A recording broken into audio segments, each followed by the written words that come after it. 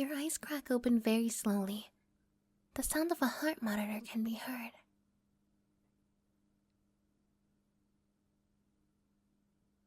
You look around. It seems like you're in a hospital bed. An IV drip has been inserted into your arm as it stands on the side of you. A heart monitor machine sits on the other side. You slowly sit yourself up and proceed to rub your head. Bandages, you state quietly. You feel around your head, confirming the placement of medical bandage wraps. You enter a daze for a second as you try to get an understanding of your new surroundings. Then, you feel something. You look down to see someone resting their head beside you. Due to their arms being used as makeshift pillows for your head, you couldn't see their face. But the hair color seemed familiar. Curiosity gets the better of you, so you decide to wake up the stranger. Not now. No.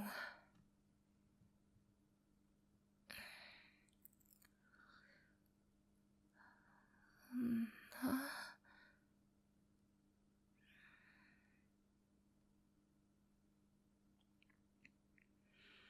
Visitation hours are up already, but I could have sworn I just... The two of you locked eyes with each other. Sitting beside you was your ex, Melina Evermore. You're awake. You're finally awake. Hey. How are you feeling?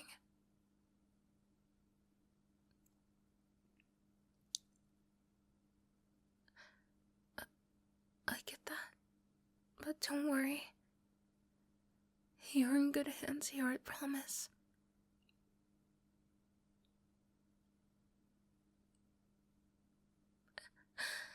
I just can't believe it. You finally woke up.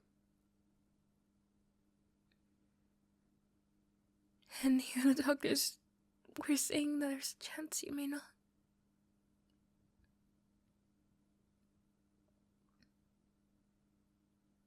Huh? Yeah. It's me, Melina. Wait, so you remember me?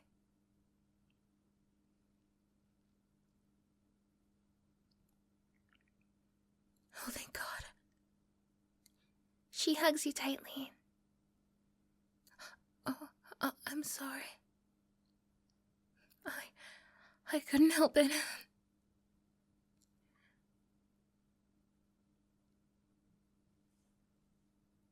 What am I doing here? Right. I just happened to be in your emergency contacts, so the hospital called me.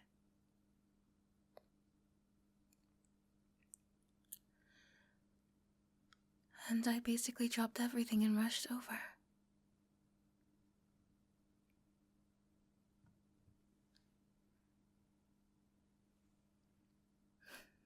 Right.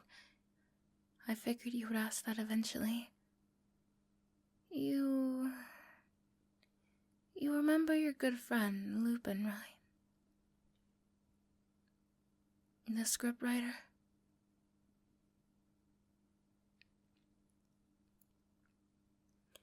Well, she came over to your place to drop something off and she heard this very loud thud.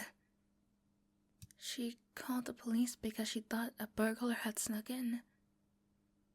The police went inside and they saw you on the floor, unconscious. You had suffered a concussion. They called an ambulance and brought you here.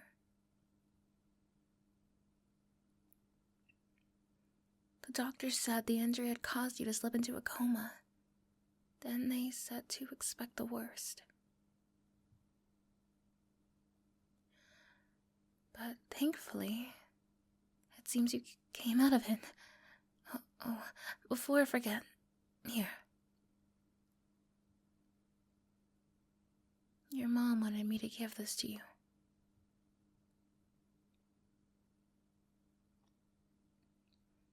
Yeah, I called your family as soon as I heard the news. They visited you whenever they could. A nurse walks into the room. Oh, hello there. Yeah, they just woke up about a few minutes ago. Aside from the shock, nothing unusual. Though you should check just to be sure. The nurse compliments Melina to you, mentioning how she visited you every day. Well, yeah. I basically got off work and rushed over to see you. I knew that I couldn't miss out on a chance to be here when you finally did wake up.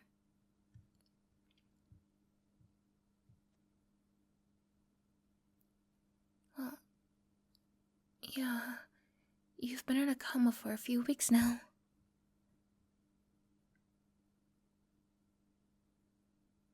Hey, I know this is a lot to take in, but try not to overthink anything. Okay?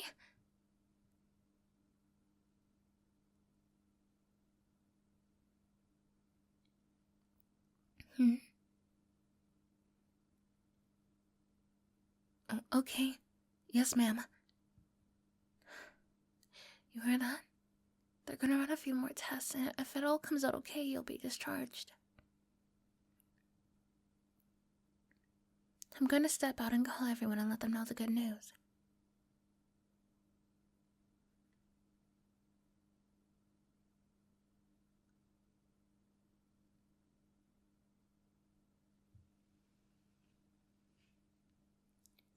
Sometime later, you were discharged from the hospital. A door to your apartment unlocks. We're here. You remember this place, don't you?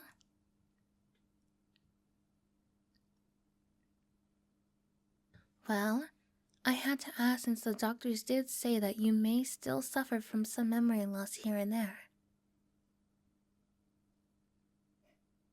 Actually, she pulls out a suitcase. I'm gonna be staying here a while.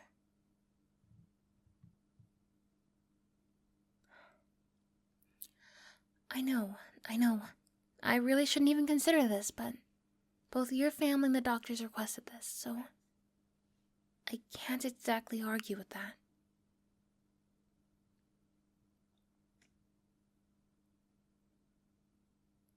Look, I know we had our differences and falling out, but I promise I will do everything I can not to be too much of a disturbance or a source of stress. Now, let me go ahead and unpack all of this.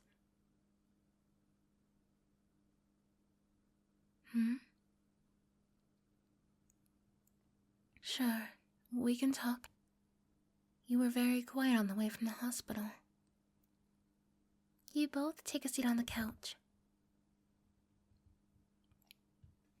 Yes, I remember when we first met. I was a popular girl at the university, and you were the shy and quiet introvert. Why do you ask?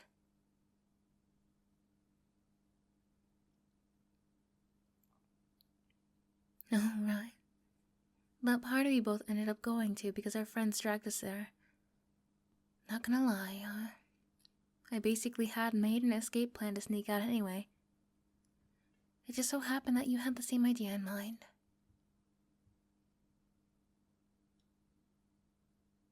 Wait, what?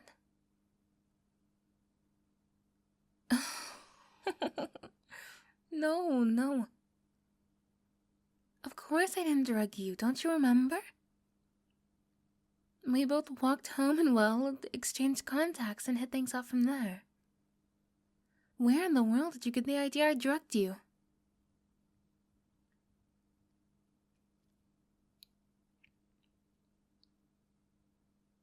And the dream you were having, I see. Do you want to tell me about it? It seems quite interesting. Okay then. You can tell me all about it later. You look down for a moment. Hey. Is everything okay?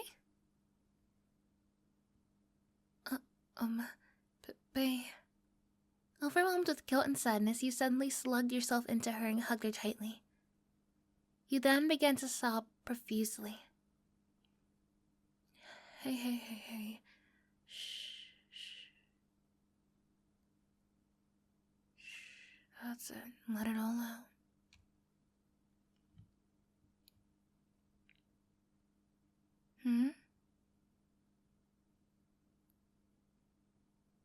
Sorry about...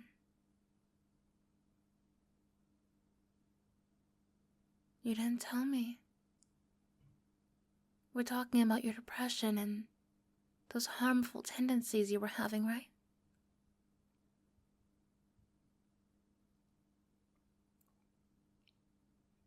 How did I know? The truth is, I already knew about it.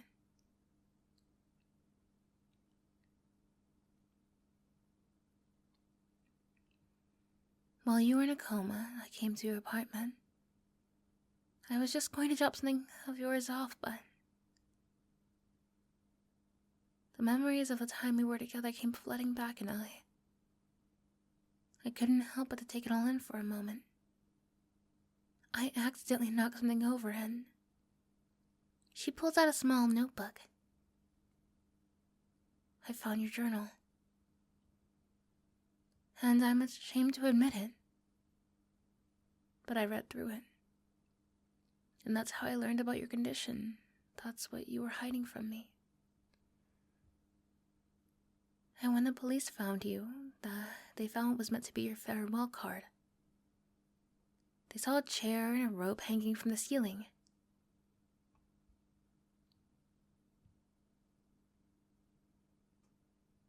The what? The loop? You gave the rope a name or something?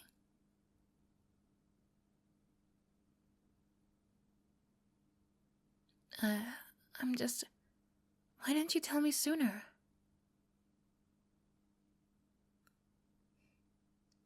No. Stop saying that about yourself. She hugs you. Please understand, I would never judge you or leave you because of your depression.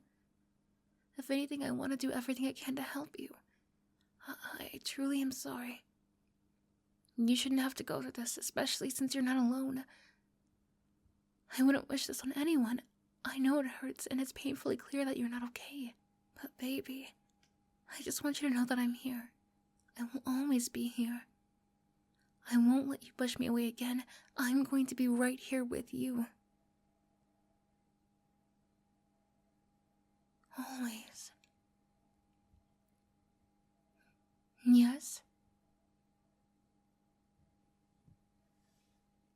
Well, we broke up because you wouldn't return my calls a few days after we fought in this apartment. I just kind of assumed that it was over between us.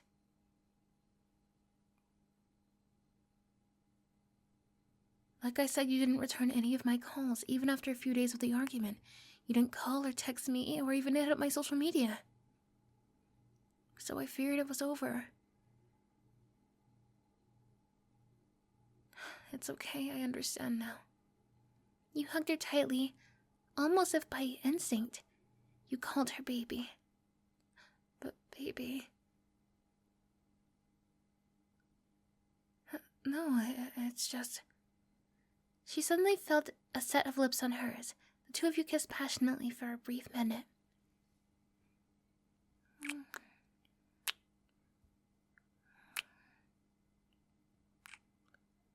Did you just... You... want me back? Yes, of course I'll take you back, but baby, promise me something.